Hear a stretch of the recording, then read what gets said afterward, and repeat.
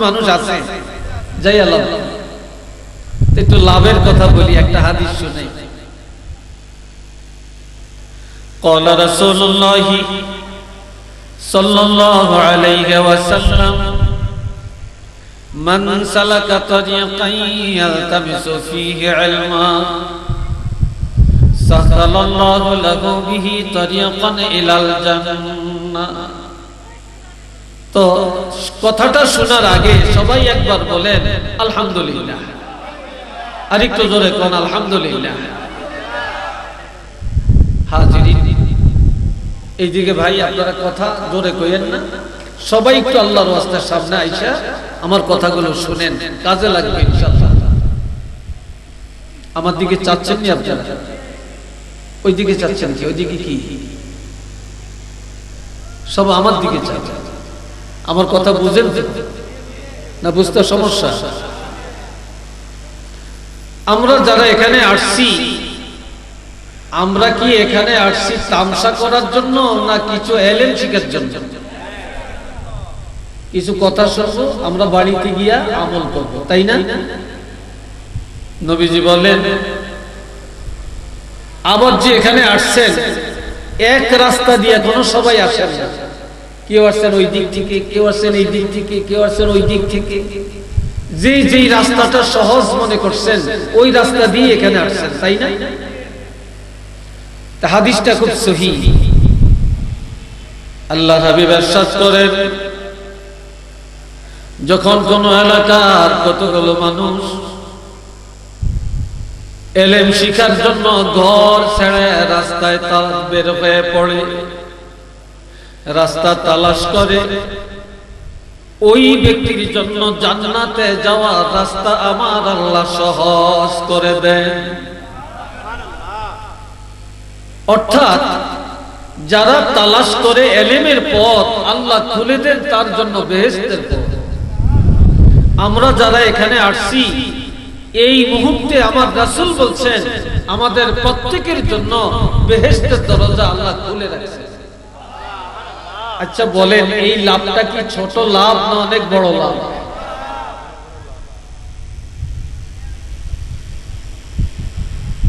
দুই নম্বর লাভ وَمَسْتَمَعَ قَوْمٌ فِي بَيْتٍ مِّن بُيُوتِ اللَّهِ وَيَتْلُونَ كِتَابَ اللَّهِ وَيَتَدَارَسُونَهُ بَيْنَهُمْ إِلَّا نَزَلَتْ عَلَيْهِمُ السَّكِينَةُ নবীজি বলেন যখন কোন এলাকার কতগুলো মানুষ আল্লাহর ঘর মসজিদে একত্রিত হয় অথবা মাদ্রাসায় একত্রিত হয় অথবা কোন সুন্নি মাহফিলে ওয়াজ মাহফিলে তাফসীর মাহফিলে একত্রিত হইয়া আল্লাহর কোরআন তেলাওয়াত করে পরস্পরের মধ্যে কোরআন ও হাদিসের আলোচনা করে কেউ আলোচনা করে কেউ আলোচনা শুনে ইল্লা নাযালাত আলাইহিমুস সাকিনাহ আমার রাসূল বলেন ওই মজলিসের উপরে আল্লাহর পক্ষ থেকে শান্তি নাযিল হতে থাকে আমরা এখানে আসি এই জায়গাটা শান্তির জায়গা না অশান্তির জায়গা এখন শান্তির মধ্যে আছি না অশান্তির মধ্যে আছি এই জায়গায় কারোর সাথে কারো হিংসা আছে ধনীর সাথে গরিব আছে কিনা গরিবের সাথে ধনী আছে কিনা উচ্চ শিক্ষিতের লগে কম শিক্ষিত আছে কিনা কোনো ভেদাভেদ আছে কোনো মারামারি আছে যতক্ষণ এই জায়গায় আছি ততক্ষণ শান্তি আর এর বাহিরে শান্তি আছে এই কথা বলার কোনো সুযোগ নাই তিন নম্বরের পুরস্কার হলো তিন নম্বরের লাভ ওয়াহাফাতুহুমুল মালাইকা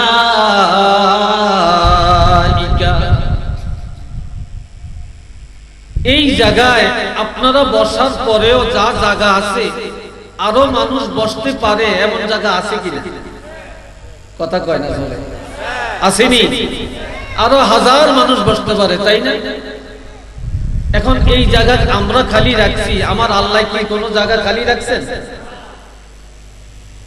এখানে 3 শ্রেণীর ফেরেশতা আমাদের সাথে আছেন। 1 নম্বরে একদল ফেরেশতা খালি জায়গা পূরণ করে আমাদের সাথে বসে বসে আলোচনা শুনেন। আরেক দল ফেরেশতা চারিদিকে দাঁড়ানো আছেন, একজনের হাতে আরেকজনে ধরেছেন, একজনের কাঁধে আরেকজনে দাঁড়াইছেন। এভাবে চারিদিক থেকে দাঁড়াতে দাঁড়াতে প্রথম আসমান পর্যন্ত দাঁড়িয়ে আছেন। আর একদল ফেরেশতা আমাদের মাথার উপরে 2টি পাখা মেলে রাখছেন। এই ফেরেশতারা আমাদের জন্য আল্লাহর কাছে দোয়া করেন, আল্লাহ তোমার এই বান্দাগুলো বাড়ি থেকে আসছে গুনার বোঝা নিয়ে, আল্লাহরা যখন মাহফিল থেকে বাড়িতে যাবে তাদেরকে নিষ্পাপ এবং বেগুনাহ বানায়া বাড়িতে ফিরাইয়া দিও। এই জন্য আমার রাসূল বলছেন, মাহফিলে যায় গুনার বোঝা নিয়া আর বাড়িতে যায় বেগুনাহ হয়ে। একটু আলহামদুলিল্লাহ জোরে কর না ভাই। এই লাভটা কি ছোট লাভ না বড় লাভ? হ্যাঁ, তো যারা বলতেছে যায় লাভ কি, এদের কি বুঝাবে কি? এই বললাম কয় নম্বরের লাভ? কয় নম্বর? হ্যাঁ, 3 নম্বর লাভ বলছি। এবার 4 নম্বরের লাভ। 4 নম্বরের লাভ, যাকারাহুমুল্লাহু ফী মান ইনদা। আমরা যারা এখানে বসি, আমরা এখন আলোচনা শুনছি, আলোচনা করছি, এই সময় আল্লাহ পাক আসমানের মধ্যে আল্লাহ পাকের রহমতের ফেরেশতাদেরকে নিয়ে আমার আল্লাহ জলসা করতেছে।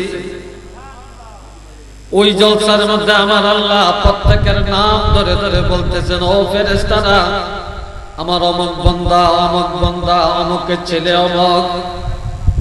প্রত্যেকের নাম ধরে ধরে আল্লাহ গর্ব করে বলে, দেখো আমার এই বান্দাগুলো বাড়ি ছেড়ে, ঘর ছেড়ে, ব্যবসা ত্যাগ করে, দুনিয়ার সব কিছু উপেক্ষা করে আমি আল্লাহকে পাওয়ার জন্য আমার রাসূলের মহব্বতে ওই জান্নাতের বাগানে বসে গেছে। ফেরেশতারা তোমরা জানা থাকো, আমার যেই বান্দাগুলো মাহফিলে বসে, আমি আল্লাহ আমার ওই বান্দাগুলোকে আজকে ক্ষমা করে দিলাম। একটু জোরে বলেন আল্লাহু আকবার। কথা কইেন না, আপনারা কথা বলেন কেন? কথা বলবেন। এই বললাম 5 নম্বরের লাভ। 6 নম্বরের লাভ, আমরা যারা এখানে আছি, যতক্ষণ আমরা এখানে থাকবো একটা গুনাহ কারো আমলে লেখা হবে না। যতক্ষণ আমরা এখানে থাকবো ততক্ষণ আমাদের প্রত্যেকের আমলের মধ্যে নেক আমল বা সওয়াব লেখা হতে থাকবে। কিয়ামতের ময়দানে আমার আল্লাহ প্রত্যেকের আমল তালাশ করবেন, কাকে কিভাবে নাজাত দেওয়া যায় তালাশ করে দেখবে। আপনার আমার আমলের মধ্যে নাজাত পাওয়ার মতো এমন কোন আমল নাই।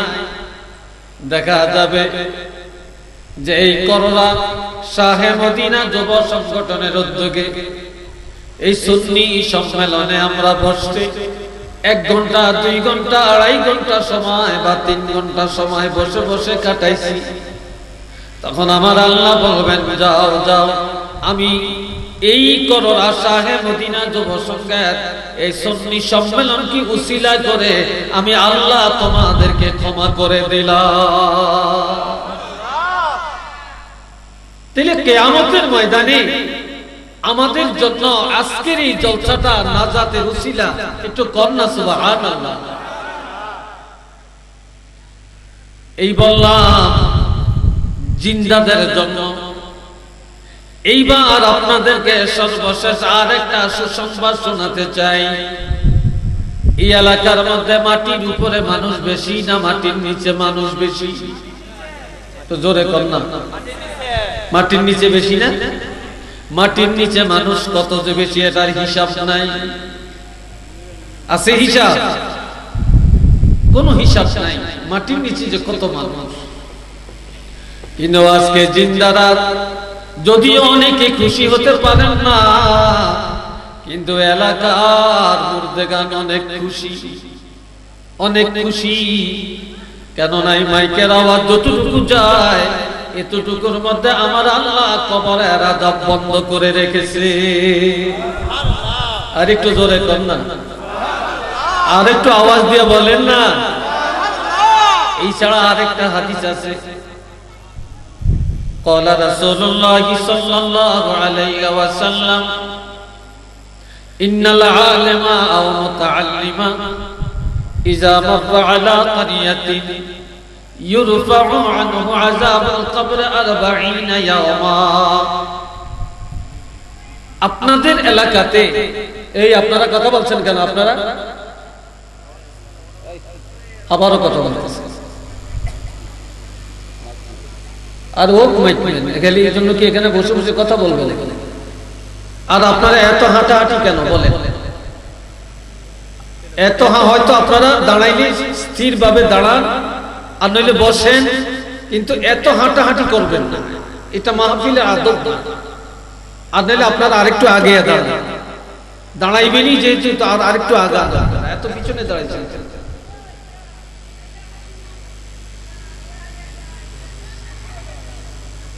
এ বাবাজিরা খেয়াল করেন, আমার নবীজি বলেন এলাকাতে অনেক এমপি আসে, মন্ত্রী আসে, নেতা আসে, অনেক কোটিপতি শিল্পপতি আসে, কিন্তু কেউ আসলে এলাকার কবরের আযাব বন্ধ হয়ে যায় এটা বলার ক্ষমতা কারো নাই। কিন্তু আমার নবী বলছেন কোন একজন হক্কানি আলেম অথবা কোন তালিবুল ইলম যদি কোন এলাকায় অবস্থান করেন, ওই এলাকার কবরের আযাব আমার আল্লাহ 40 দিনের জন্য উঠাইয়া নিয়ে যায়। আরেক হাদিসে আছে কোন কবরে একবার যদি আযাব বন্ধ হয়ে যায়, ওই কবরে পুনরায় আযাব দিতে আমার আল্লাহর কাছে লজ্জা লাগে। হতে পারে এই উসিলায় আমার আল্লাহ কিয়ামত পর্যন্ত কবরের আযাব ক্ষমা করে দিতে পারেন। তাহলে এই মাহফিলের আয়োজন করলে, মাহফিলে গেলে, উলামায়ে কেরাম আসলে লাভ হয় না ক্ষতি হয়? জোরে বলেন, লাভ হয় না? এই লাভ আপনারা কোথায় পাবো বলেন? এই হাদিসটা বললাম, এই লাভটা শুনাইলাম। যারা বলেন মাহফিলে যায় লাভ কি, তাদের বোধগম্যের জন্য, বুঝার জন্য, অনুভূতির জন্য আমি হাদিসটা শুনাইলাম। এরপরে আসেন আরেকটা হাদিস। عن علي رضي الله تعالى عنه قال قال رسول الله صلى الله عليه وسلم لا يبقى يوشك أن يأتي على الناس زمان لا يبقى من الإسلام إلا اسمه ولا يبقى من القرآن إلا رسمه مساجدهم عامرة وهي كراب من الهدى علماؤهم شد من تحت أديم السماء من عندهم تطرد الفتنة وفيهم تعود أو كما قال عليه الصلاة والسلام। এই হাদিসটা শুনলে কেউ হয়তো খুশি হবেন, কেউ হয়তো বেজারও হইতে পারে। তবে আমরা আসছি কোরআন হাদিসের কথা বলবো, কে খুশি কে বেজার এটা দেখার বিষয় তো নাকি? হযরত আলী রাদিয়াল্লাহু থেকে হাদিস, আল্লাহ রাব্বি ইরশাদ ফরমান ইউশিকু আন ইয়াতি আলান নাসি জামানুন এমন একটা সময় খুব দ্রুত তোমাদের মধ্যে আসতেছে, লা ইয়াবকা মিনাল ইসলামি ইল্লা ইসমু, যে সময় তালাশ করলে মুসলমান অনেক পাওয়া যাবে, কিন্তু মুসলমানের মধ্যে মুসলমানই পাওয়া যাবে না।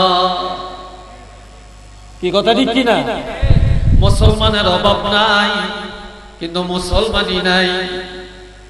নবীজি বলছেন এমন একটা সময়ের মধ্যে তোমরা আসো, বা তোমাদের মধ্যে এমন একটা সময় আসতেছে, যে সময়ে তো তোমরা ইসলামের কিছুই পাবে না, থাকবে শুধু নাম। আমরা মুসলমান, এই নামটা আছে, আমাদের ধর্ম ইসলাম, এই নামটা আছে, সর্বশ্রেষ্ঠ ধর্ম ইসলাম, এই নামটা আছে, কিন্তু আমাদের মধ্যে মুসলমানই তালাশ করলে নাই। নাই কথার মধ্যে, নাই চলার মধ্যে, নাই মুআমেলার মধ্যে, নাই রাজনীতির ময়দানে, নাই সংসদ ভবনে, নাই দেন দরবারে, নাই ব্যবসা বাণিজ্যে, নাই সমাজ ব্যবস্থায়, নাই আমাদের কর্মজীবনে, নাই আমাদের ঘুমানোর মধ্যে, না আছে আমাদের খাওয়ার মধ্যে, না আছে বিবাহ শাদীর মধ্যে, না আছে চলাফেরার মধ্যে, কিন্তু মুসলমান আছে, মুসলমানই পাওয়া যায় না। কি বলেন, কথা ঠিক কিনা? মুসলমানই পাওয়া যায় না। এই জন্য একজন বড় ওলি আল্লাহ আল্লামা হাতেম আলী বগদাদী রহমাতুল্লাহ আলাইহি, যিনি ফুরফুরা হযরত আবু বকর সিদ্দিক রহমাতুল্লাহ আলাইহির একজন খলিফা ছিলেন, তিনি একদিন বলছিলেন, এই দুনিয়ায় সব ভালো পাওয়া যায়, একটা জিনিস ভালো পাওয়া যায় না। বাজারে গেলে ভালো মাছ পাওয়া যায়, ভালো ডাল পাওয়া যায়, ভালো গোশত পাওয়া যায়, ভালো তরকারি পাওয়া যায়, আবার চিকিৎসার জন্য ভালো ডাক্তার পাওয়া যায়, বাড়িঘর করবেন ভালো ইঞ্জিনিয়ার পাওয়া যায়, ভালো কারিগর পাওয়া যায়, ভালো চেয়ারম্যান পাওয়া যায়, ভালো মেম্বার পাওয়া যায়, ভালো এমপি পাওয়া যায়, ভালো মন্ত্রী পাওয়া যায়, ভালো সরকার পাওয়া যায়, ভালো বউ পাওয়া যায়, ভালো স্বামী পাওয়া যায়, ভালো বাবা পাওয়া যায়, ভালো মা পাওয়া যায়। দুনিয়াতে সব ভালো পাওয়া যায়, তালাশ করলে ভালো মুসলমান পাওয়া যায় না। কথা ঠিক না? ভালো মুসলমানের অভাব। ওয়ালা ইয়াবকা মিনাল কুরআন ইল্লা রাসমুহ। রে কলিজার টুকরা যুবকেরা,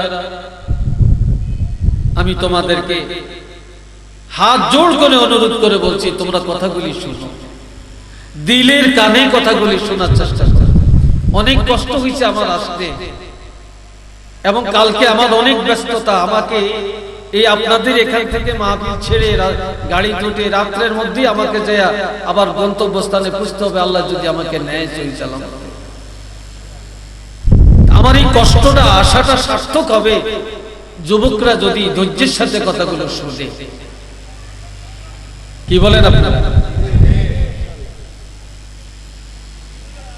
আমার রাসূল বলেন, কোরআনের কিছুই বাকি থাকবে না, থাকবে শুধু রসম। আমরা সবাই জানি রসমটা কি, আমরা সবাই জানি কোরআন একটা সংবিধান, কোরআন শ্রেষ্ঠ সংবিধান, কোরআনের উপরে আর কোন কিতাবের মর্যাদা নাই। আমরা সবাই জানি এই কোরআন আল্লাহর কালাম, এটা আল্লাহর বাণী। আমরা সবাই জানি আমাদের কোরআনের মধ্যে নামাজ আছে, আমাদের কোরআনে রোজার কথা আছে, হজের কথা আছে, যাকাতের কথা আছে, আমাদের কোরআনে পর্দার কথা আছে, আমাদের কোরআনে রাজনীতি আছে, সমাজনীতি আছে, ব্যবসার কথা আছে, আমাদের কোরআনের মধ্যে মা বাবার খেদমতের কথা আছে, আবার আমাদের কোরআনে সুশিক্ষার কথা আছে, সমাজ ব্যবস্থার কথা আছে। আমাদের কোরআনে আছে সুদ খাওয়া যাবে না, ঘুষ খাওয়া যাবে না, সুদের লেনদেন করা যাবে না, মদপান করা যাবে না, জিনা করা যাবে না, ডাকাতি করা যাবে না, মার্ডার করা যাবে না। শুধু আছে আছে, এই কথাটাই আছে, কিন্তু কোরআনের কোনো আমল নাই। কি কথা ঠিক কিনা? আমাদের কোরআনে এইটা আছে, এইটা আছে, সব আছে, শুধু আছে আছে, এই কথাটাই আছে, কিন্তু তালাশ করলে কোরআনের আমল পাওয়া যায়। অথচ আমাদের কোরআনে আছে সুদ খাওয়া হারাম, আমরা মুসলমানের এই সুদ খাই, সুদে টাকা লাগাই, ঘুষ খাওয়া হারাম, আমরাই ঘুষ খাই, মিথ্যা বলা হারাম, আমরাই মিথ্যা বলি, যৌতুক লওয়া হারাম, আমরাই যৌতুক লই। আমাদের কোরআনে আছে আল্লাহ নবীকে সবচেয়ে বেশি সম্মান করেছেন, আর আমরাই নবীকে অসম্মান করি। এই কথা ঠিক না? তো কোরআনে আছে আছে, রসুলই আছে, কিন্তু কোরআনের আমল তালাশ করলেন। 3 নম্বরে মাসাজিদুহুম আমিরাতুন ওয়া হিয়া খারাবুম মিনাল হুদা। আজ থেকে 20-30 বছর আগের মসজিদগুলি ছিল ভাঙ্গাচুরা, টিনের ঘর, সোনের ঘর, কেরোসিন তেল জ্বালাইছে, মোমবাতি জ্বালাইছে, তারপরে কত লাল পিঁপড়ার কামড় খাইছে, আর কারেন্টও ছিল না, এত হাইফাই মসজিদও ছিল না। বর্তমানে মসজিদগুলি রাজপ্রাসাদের মতো, কথা ঠিক না? কিন্তু আমার রাসূল বলেন যে মসজিদগুলি হবে অট্টালিকা, মসজিদ হবে সুন্দর, কিন্তু হেদায়েত শূন্য হয়ে যাবে। মসজিদ যত ভালো, হেদায়েত তত ভালো হবে না। মসজিদ যত সুন্দর, মুসলমান এত সুন্দর হবে না। কিন্তু মসজিদ সুন্দর, কিন্তু হেদায়েত নাই। আর যারা মসজিদে যায় নামাজ পড়ে, তারাই বাহিরে যে মিথ্যা কথা বলে, মসজিদে গিয়ে নামাজ পড়ে, বাহিরে যে বেপরদায় চলে, মসজিদে গিয়ে নামাজ পড়ে, বাহিরে যায় ফিতনা করে। যে ইমামের পিছনে নামাজ পড়ে, বাহিরে যায় ওই ইমামের বিরুদ্ধে ষড়যন্ত্র করে। কি কথা ঠিক কিনা বলে? তাহলে মসজিদের সাথে আমলের সম্পর্ক আছে? মসজিদে যে নামাজ পড়ে, বাহিরে যায় সুদের লেনদেন করে। আবার মসজিদে যে নামাজ পড়ে ফেরেশতা, বাড়িতে যে বেগমের টাকা দেয়, 20,000 টাকা, যাও মার্কেট করে আনে,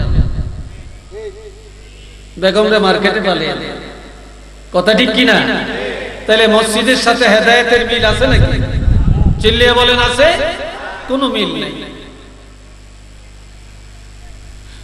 এরপরে উলামা শাররু মান তাহতা আদিমিস সামাই।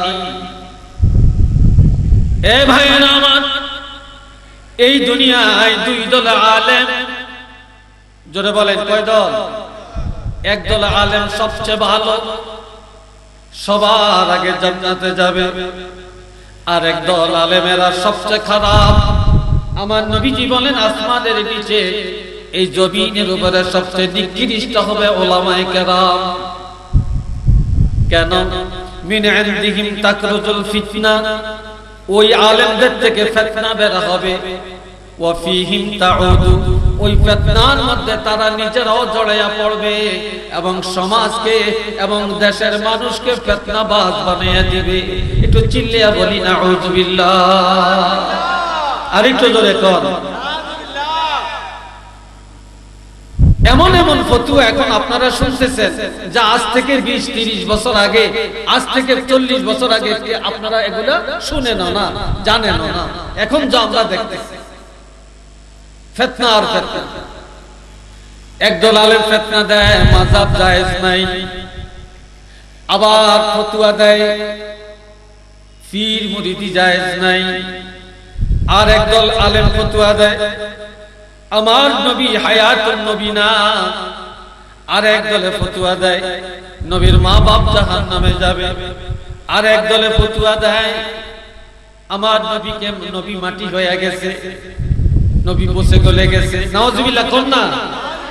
আবার আরেক দলে ফতোয়া দেয় বেতরের নামাজ 1 রাকাত। আর একদল আলেম ফতোয়া দেয় নবী মেরাজ হইছে, আরশে আজিমে যায় না। আর এক দলে ফতোয়া দেয় কোরআনের মধ্যে ভুল আছে। আর এক দলে ফতোয়া দেয় তারাবি নামাজ 8 রাকাত। আর এক দলে ফতোয়া দেয় আমার ভাইরা মাযহাব মানা শিরক। একটু নাউযুবিল্লাহ কোন। এইসব ফতোয়াবাজি চলছে কিনা? আবার এক দলে ফতোয়া দেয় মিলাদ জায়েজ নাই। আসেনি এর ফতোয়াবাজ? জোরে বলেন আছে কিনা? তাহলে ফতোয়া কি আপনাদের থেকে বের হয় না আমাদের মতো মৌলভিগণ বের হয়? হ্যাঁ, তাহলে দুনিয়াতে বর্তমানে ইসলামের মধ্যে সবচেয়ে ফিতনাবাজ হইছে একদল আলেম। কথা ঠিক কিনা? একদল আলেম, ওই আলেমরা সবার আগে জাহান্নামে যাবে আমার রাসূল বলছেন। একটু চিল্লিয়ে বলি নাউযুবিল্লাহ। এই সব থেকে আমরা পবিত্র থাকতে চাই, এই ফিতনা থেকে আল্লাহ যেন আমাদেরকে মুক্ত রাখেন। সবাই বলি আমিন। আর একটু জোরে বলেন আমিন। আপনারা বলেন মাযহাব মানেন কি মানেন না? আর একটু জোরে কোন, আরো জোরে বলেন পীর মুরিদি জায়েজ না না জায়েজ? তবে আমরা পীর মানি, ভণ্ড পীর মানি। কথা ঠিক কিনা? তরিকা কয়টা?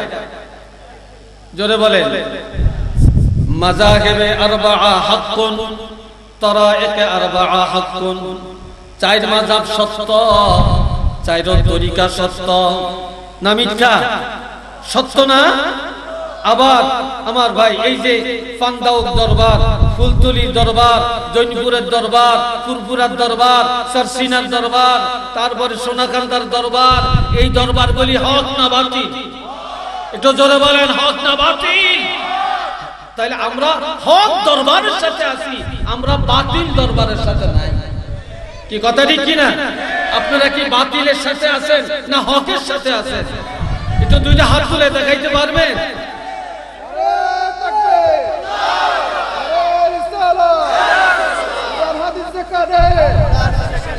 আল্লাহ কবুল করেন। সবাই বলি আমিন। আর একটু জোরে কোন আমিন। এই বললাম আপনাদেরকে একদিক কয়েকটা হাদিস শুনাইলাম। আমি আমার নিজের থেকে একটা কথাও বলি না। এইবারে আসেন, আমি আমাদের কোরআন শরীফে নামাজ আছে, রোজা আছে, হজ আছে, যাকাত আছে, পর্দা আছে, মা বাপের কথা আছে কি নাই? জোরে বলেন আসেনি না নাই? এইবার মা বাপ সম্পর্কে আমি অল্প একটু কথা বলবো, এরপরে আমার কথা শেষ হয়ে যাবে। না আমার কথায় বিরক্ত ভাবছেন আপনারা? বিসমিল্লাহির রহমানির রহিম। وقضى ربك ألا تعبدوا إلا إياه وبالوالدين إحسانا إما يبلغن عندك الكبر أحدهما أو كلاهما فلا تقل لهما أف ولا تنهرهما وقل لهما قولا كريما واخفض لهما جناح الذل من الرحمة وقل رب ارحمهما كما ربياني صغيرا। এই আয়াতে আলোচনাটা শুরু থেকে শেষ পর্যন্ত দিলের কানে শুনবেন। একটা বাস্তব তাফসীর এই আয়াতের মধ্যে আপনারা পাবেন, যেটা নিয়ে একটু আগে হুজুররা অনেক আলোচনা করেছে।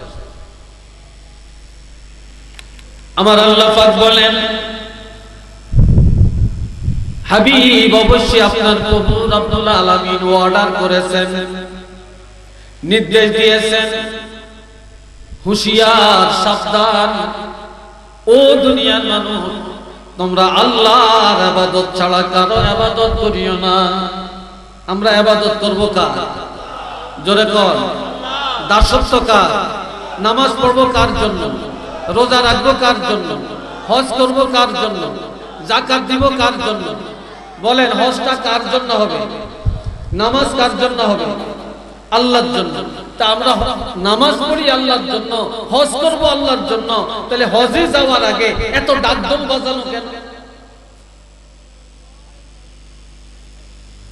পাসপোর্ট করার জন্য টাকা জমা দিছেন, আগেই প্রচার করে হুজুর দোয়া করিয়েন, পাসপোর্ট করতে জমা দিছি, এবার হজে যাব, আমি যাব, আমার ওয়াইফ যাবে, দরকার দেখতে। আপনি নামাজ পড়ছেন, কাউকে বলছেন যে আমি নামাজ পড়তে যাই, তাহলে হজ করার জন্য এত ডাকডোল বাজাবেন?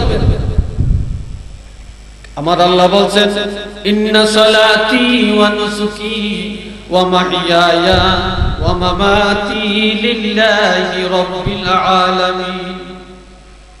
হাবিব আপনি বলেন আমার নামাজ, আমার কুরবানি, আমার জীবন, আমার মরণ বিশ্ব জগতের প্রতিপালক আল্লাহর সন্তুষ্টির জন্য। তাহলে আমার নামাজ, আমার কুরবানি, আমার জীবন, আমার মরণ সব কিছু আল্লাহর জন্য। জোরে বলেন কার জন্য? আজকের এই মাহফিল কার জন্য? এই আয়োজন কার জন্য? আমার এই কথাগুলো কার জন্য? আপনারা শুনতেছেন এই কথাগুলো কার জন্য? আপনারা যে বসা আছেন এই সন্তুষ্টিটা কার সন্তুষ্টির জন্য? আল্লাহর জন্য না? আমার আল্লাহ বলেন হাবিব আপনার প্রভু রব্বুল আলামিন অর্ডার করেছেন, নির্দেশ দিয়েছেন, ও দুনিয়ার মুসলমানেরা রে, সাবধান করে দিলাম আল্লাহর ইবাদত ছাড়া আর কারো ইবাদত করিও না। এই মাথা আল্লাহর কাছে নত করো, আর কারো কাছে নত করা যাবে না। সিজদা আল্লাহকে দাও, আর কাউকে দেওয়া যাবে না। এই কপাল কোন মাজারে লাগা যাবে না, কোন পিশাবের পায়ে লাগানো যাবে না। এই কপাল কারো কাছে নত করা যাবে না। এই কপাল একমাত্র আল্লাহর কাছে নত করতে হবে, আর কারো কাছে না। যেই জিনিস এই চোখ দিয়ে দেখা যায় তার কাছে মাথা নত করা এটা শিরক, আর যাকে চোখ দিয়ে দেখা যায় না তার কাছে মাথা নত করে সিজদা দেওয়া এটা ঈমান। আল্লাহকে চোখ দিয়ে দেখা যায়? জোরে বলেন দেখা যায়? তো যেই আল্লাহকে দেখা যায় না, এই আল্লাহর দাসত্ব আর কারো জন্য দাসত্ব। এরপরে আল্লাহ বলছেন আমি আল্লাহর ইবাদতের পর ওয়াবিল ওয়ালিদাইনি ইহসানা, প্রত্যেকটা সন্তান যেন পিতামাতার সাথে সৎ ব্যবহার করে। কোন সন্তান যেন মা বাবার সাথে বেয়াদবি না করে, পিতামাতার মনে কষ্ট না দেয়, কোন অবস্থায় তাদের মনের মধ্যে যন্ত্রণা সৃষ্টি না করে। কেননা আল্লাহ বলছেন ইহসানা, প্রত্যেকটা মানুষ যেন তাদের পিতামাতার সাথে সৎ আচরণ করে। এখানে আরেকটা আয়াতে আল্লাহ বলছেন ওয়াসাইনাল ইনসানা বিওয়ালিদাইহি হামালাতুহু উম্মুহু কুরহান ওয়া ওয়াদাআতুহু কুরহা। আরেক আয়াতে আল্লাহ বলছেন ওয়াসাইনাল ইনসানা বিওয়ালিদাইহি হামালাতুহু উম্মুহু ওয়াহানান আলা ওয়াহানিন وفصاله في عامين أن اشكر لي ولوالديك إلي المصير। একটু আওয়াজ দিয়ে বলেন আলহামদুলিল্লাহ। গভীরভাবে কথাটা শুনুন। ওয়াসাইনাল ইনসান, দুনিয়ার মুমিন, মুসলমান, কাফের, মুশরিক, ইহুদি, নাসারা যত আছে সবাই ইনসান, সবাই কি মানুষ, ঠিক না? আমার আল্লাহ বলছেন আমি আল্লাহ বিশ্ব জগতের মানুষকে ওসিয়ত করলাম। এই ওসিয়ত আল্লাহর একটা বিশেষ অর্ডার। আমি আল্লাহ নির্দেশ জারি করলাম, নোটিশ দিলাম, মানুষ যেন পিতা মাতার সাথে সৎ আচরণ করে, বিশেষ করে মায়ের সাথে যেন সৎ আচরণ করে। কার সাথে? মায়ের সাথে। কেননা আমার আল্লাহ বলেন কষ্টের পরে কষ্ট মা স্বীকার করে প্রসব বেদনার যন্ত্রণা ভোগ করেছেন, এটা কোনো বাবা করে না। 2 নম্বরে যন্ত্রণার পরে যন্ত্রণা ভোগ করে মা, প্রসব বেদনার যন্ত্রণা ভোগ করেছেন। পৃথিবীর কোন বাবা প্রসব বেদনা কি এটা বুঝে না। 3 নম্বরে ওয়াফিসালুহু ফি আমাইন, 2 বছর মা একাধারে বাচ্চাকে দুধ পান করাইছেন। পৃথিবীর কোন বাবা সন্তানের দুধ পান করাতে পারে না। আর যেই মায়ের স্তনে সবচেয়ে কম দুধ আসে, তাফসীরে রুহুল মানিতে আছে, আল্লামা আলুসি রহমাতুল্লাহি আলাইহি তাফসীর করেছেন, যে সন্তান মায়ের বুকের দুধ সবচেয়ে কম পান করে তারপরে 2 বছরে 9.5 মণ দুধ পান করতে পারে। কয় মণ? জোরে বলেন কয় মন? 9.5 মন। আপনাদের এলাকায় 1 কেজি গাভীর দুধের দাম কত? কি রে ভাই, কথা কম না?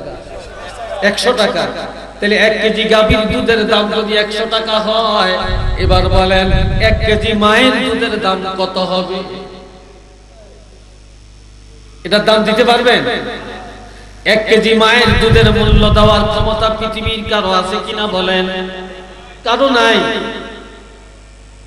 এ ভাইরারে আমার, অথচ এক বেলা খাওয়ায়া কয় মারে অনেক দিয়া লাইছে, একটা কাপড় দিলে কেউ অনেক খেদমত করে ফেলছে, এক বেলা খাওয়াইলে কেউ অনেক করে ফেলছে, একদিন প্যারাসিটামল ট্যাবলেট কিনা দিলে কয় মার খেদমত অনেক করে ফেলছে, একদিন বাবারে 10 টাকা দিয়া কে অনেক দিছি, আর পারতাম না, এই ভাইয়ে করে না, ওই ভাইয়ে করে না। এই জন্য স্পষ্ট কিতাবে আছে, আপনি একটা গাছ কাটেন, এই গাছটা ভাগ আছে, 3 ভাই 3 ভাগ দিবে। একটা জমিন, এটার ভাগ আছে, 3 ভাই 3 অংশ নিবে।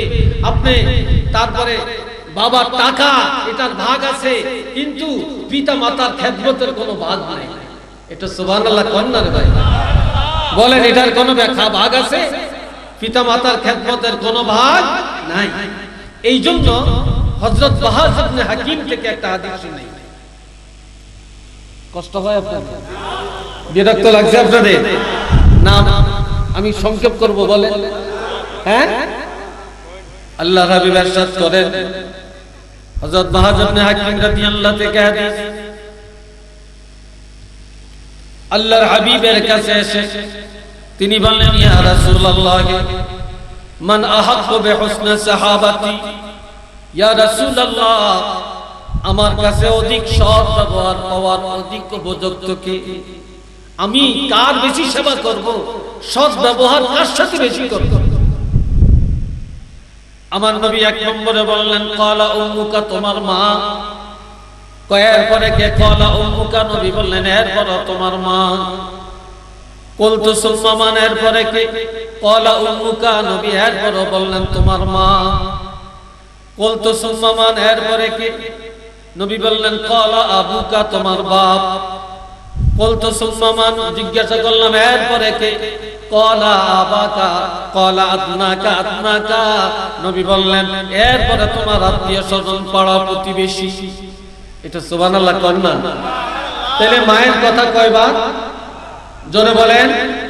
আর বাবার কথা একবার। এই সাথে প্রতিবেশী, এলাকার মুরব্বী, আলেম ওলামা, কাউকে কি আল্লাহ বাদ দিয়েছেন? জোরে বলেন, এলাকার মুরব্বী করে আল্লাহ বাদ দিয়েছেন? আল্লাহ দেন না। আল্লাহ সবাই সাথে সৎ আচরণের কথা আমার রাসূল বলে গেছেন। এখন মায়ের কথা 3 বার বলছে, বাপের কথা একবার। এই জন্য বাপের দাম কম, মায়ের দাম বেশি না, এটা না।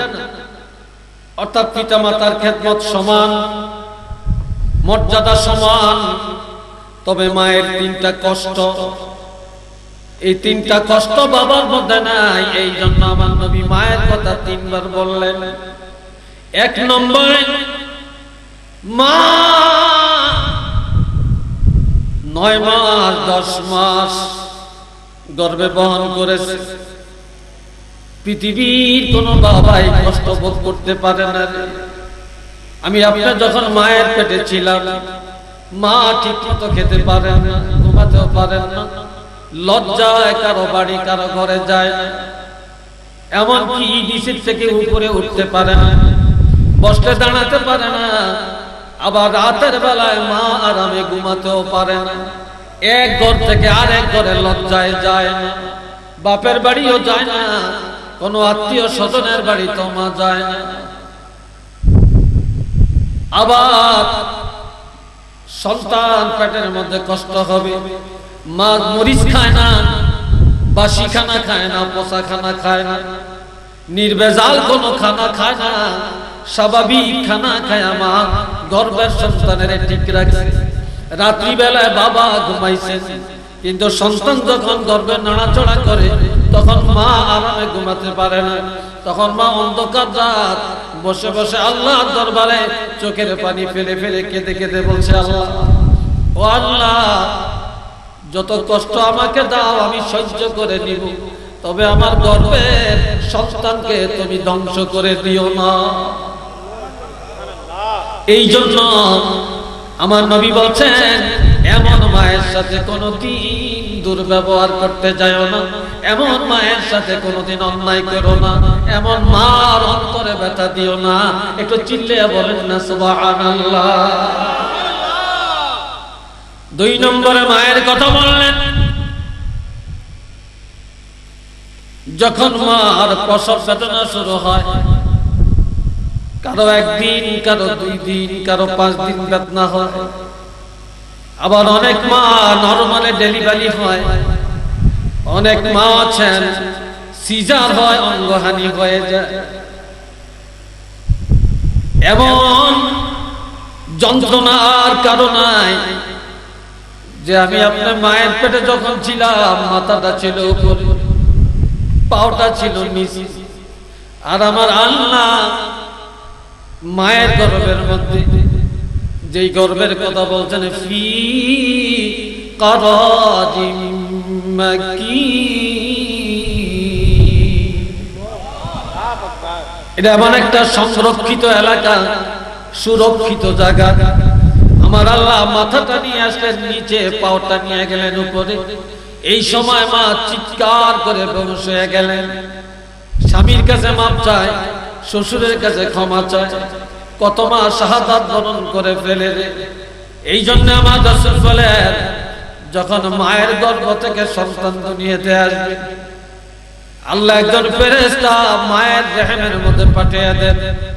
ফেরেশতা মায়ের রহমে যায়, এক হাতে সন্তানের পায়ে ধরে, আর এক হাতে মাথায় ধরে টান মারে, তখন সন্তান লম্বা হয়ে যায়। আর এই সময় সন্তানের পা মায়ের কলিজার মধ্যে যে ঠেস লাগায়, মায়ের কলিজায় ঠেস লাগায়া সন্তান দুনিয়াতে আসে, তখন মা চিৎকার করে কেঁদে গড়াগড়ি করে বেহুশ হয়ে মাটিতে পড়ে যায়। আর এই সন্তান মায়ের কলিজায় লাথি মেরে দুনিয়াতে আসে। আমার রাসূল বলেছেন, যেই সন্তান মার কলিজায় লাথি মেরে দুনিয়াতে আসলো, যে এমন মার কলিজায় তোমরা কোনোদিন আর আঘাত দিতে যাও না। একটু জোরে করেন ভাই, আর একটু জোরে বলেন না। 3 নম্বরে মায়ের কথা কেন বললেন? আর 2 নম্বর কথাটা আরেকটু বলি। সন্তান যখন দুনিয়াতে আসে, এমন কোন ঔষধ নাই মায়ের জ্ঞান ফিরাতে পারে। একটা জবাই করে দেওয়া জানোয়ারের মতো মায়ের খুনগুলি পুরা ঘর ভরে গেল, মা ছটফট ছটফট করে, মার জ্ঞান ফিরে আসে না। কিন্তু আমার আল্লাহ সন্তানের মুখে একটা কান্না দিয়ে দেয়। সন্তান যখন ওয়া ওয়া করে চিৎকার করে, তখন আমার আল্লাহ এই সন্তানের কান্নার আওয়াজ মায়ের কানের মধ্যে পৌঁছে দেওয়ার সাথে সাথে মা সন্তানের কান্নার আওয়াজ পায়া জ্ঞান ফিরে আসে। একটু মারহাবা কর না ভাই। তখন এই সন্তানের দিকে তাকায়া মায়ের যত যন্ত্রণা সব মা ভুলে যায়। কাজী এমন মায়ের কলিজায় তোমরা কখনো আঘাত দিতে যাই। 3 নম্বরে মায়ের কথা কেন বলবেন? পৃথিবীর কোন বাবা 1 ফোঁটা দুধ সন্তানের পান করাতে পারে না। আমার আল্লাহ মায়ের বুকের মধ্যে দুনিয়াতে আসা 6 মাস আগ থেকে এই সন্তানের রিজিকের ব্যবস্থা আমার আল্লাহ করে রাখছে। এই জন্য আল্লাহ বলেন, খুলিকাল ইনসানু দাঈফা, দুনিয়ার সব সৃষ্টি করেছি সবল, একমাত্র মানুষকে সৃষ্টি করা হয়েছে দুর্বল করে।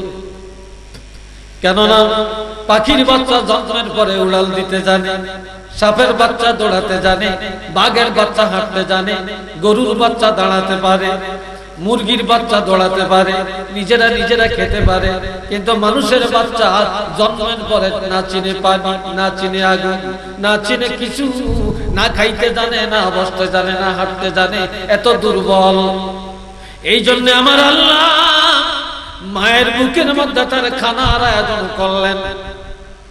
1 দিন আর 2 দিন না, 2টা বছর মার বুকের থেকে আমার আল্লাহ খানা সরবরাহ করলেন। এমন ভাবে খাওয়ালেন, মায়ের বুকের দুধটা যদি অতি কড়া হয় ঘন হয় বাচ্চা খাবে না, এই জন্য আল্লাহ একেবারে ঘন বানাইলেন না। যদি কড়া মিষ্টি হয় বাচ্চা খাবে না, এই জন্য কড়া মিষ্টিও দেয় না। আবার যদি একেবারে পাতলা হয় সন্তানে খাবে না, এই জন্য একেবারে পাতলাও না। আবার যদি বেশি মুখে যায় সন্তান গলায় আটকে মারা যাবে, এই জন্য আল্লাহ বেশিও ঢুকায় না। মায়ের স্তনের মধ্যে সূক্ষ্ম সূক্ষ্ম কয়েকটা ছিদ্র দিয়া এমন ভাবে মায়ের বুকের দুধ সন্তানের পান করায়, সন্তানের রুচি সম্মত খানা আমার আল্লাহ 2 বছর পর্যন্ত খাওয়াইয়া দেন। একটু চিল্লিয়া বলেন আলহামদুলিল্লাহ। আরেকটু জোরে বলেন আল্লাহু আকবার। বন্ধুরা রে আমার, 100 টাকা দুধের মূল্য দেওয়ার ক্ষমতা কারো নাই, আছে?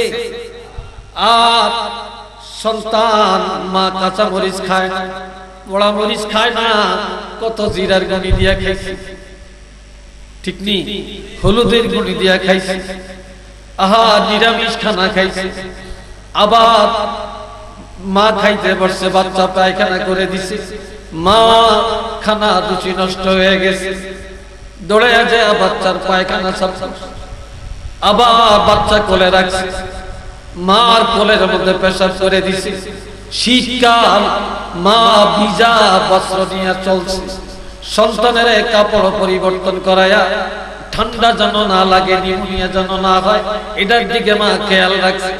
আবার রাত্রিবেলায় মা সন্তানের বুকের উপরে এমন ভাবে হাতটা রেখেছে, পৃথিবীতে এমন ইতিহাস খুঁজে পাবেন না যে কোন মায়ের হাতের ওজনে কোন বাচ্চা মারা গেছে, কোন বাচ্চা মারা গেছে এমন ইতিহাস নেই। সবাই মহব্বতে পড়েন সাল্লাল্লাহু। ঘুম আসে না, চোখের পানি পড়তে থাকে। আমার দিকে মারেন কেন? তা কইলে কথার মজা হয় না। চেহারা না দেখা কথা বললে কথাও অনেক সময় ঘুরে যায়। তারপর অন্ধকারের ভিতরে আপনারা যে বসে রয়েছেন, আল্লাহ সবাইকে কবুল করেন, বলেন আমিন। আরেকবার জোরে সরে বলেন আমিন। রাত অনেক 12টা বেজে গেছে। তা আপনাদের আমরা এখন আস্তে আস্তে দোয়ার দিকে আগাচ্ছি। যে কথাগুলো বলছি আল্লাহ যেন কবুল করেন। আপনারা একটা ওয়াদা করেন, পিতা মাতার খেদমত সবাই করবেন। জোরে বলেন করবেন। হাজিরিন, 5 ওয়াক্ত নামাজ পড়বেন কিনা? নবীর সুন্নত তরিকায় আমল করবেন কিনা? আরেকটু জোরে বলেন। রাজি আছেন? আল্লাহ কবুল করেন, সবাই বলেন আমিন। এই মাহফিল এই বছরই হবে না প্রতি বছর? চিল্লিয়া বলেন। প্রতি বছর মাহফিল হবে, এটা আপনারা চান? চিল্লিয়া বলেন চান। কারা কারা চান না একটু হাত তোলেন তো দেখি। বুঝে না, তাহলে সবাই চান যে প্রতি বছর মাহফিল হোক, ঠিক ঠিক না? আল্লাহ আপনাদেরকে কবুল করেন, সবাই বলেন আল্লাহুম্মা আমিন। আরেকবার বলেন আল্লাহুম্মা আমিন। তবে ভাই, মুনাজাতের আগে আমি আপনাদের কাছে একটু আবদার করব, কর্তৃপক্ষ আবদার করছেন আমার কাছে। আপনাদের কারো যদি মনে চায় যে আপনারা এই মাহফিলে কিছু দান করবেন নগদ, আপনারা তো দান করছেন অবশ্যই। আর এখন উপস্থিত যদি মনে চায় যে আপনারা 500 টাকা, 1000 টাকা, 100 টাকা, 200 টাকা, 50 টাকা এইভাবে আপনারা একটু দান করবেন, তাহলে আল্লাহর ওয়াস্তে সব পাঠিয়ে দেই নাকি? আপনারা 2-3 জনে যান, এই যে আপনারা ভলান্টিয়ার যারা আছে সবার কাছে যান, 100, 200, 500, 1000, 2000 এই নগদ যে যা পারেন এই টাকাগুলো দেন। আর কেউ যদি বাকি লেখাতে চান, বাকি লেখাইতে চান, তাহলে ইনশাআল্লাহ আপনারা আগামী বছর মাহফিলের জন্য আপনারা লেখাইতে পারেন। 5000 টাকা কে দিবেন, 10,000 টাকা কে দিবেন, 2000 কে দিবেন, 1000 কে দিবেন, এইভাবে আপনারা একটু লেখাতে পারেন। আর কিছু কিছু মানুষ লেখাইছেন মনে হয় না, লেখাইছেন, নামগুলো শুনিয়ে দেন। লেখাইছেন না? জি মাশাআল্লাহ। এই সংগঠনের সম্মানিত কেশিয়ার কি নাম? সাবেক কেশিয়ার তারেক